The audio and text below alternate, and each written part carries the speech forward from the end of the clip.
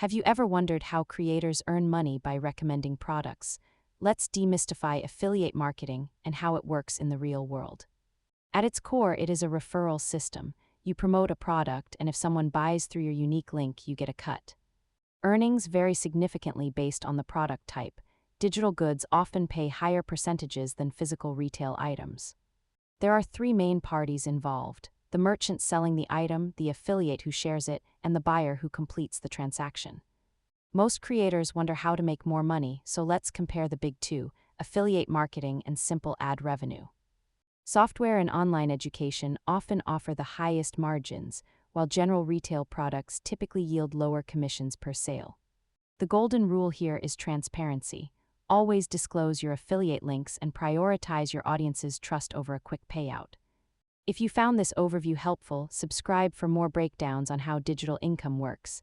Thanks for watching.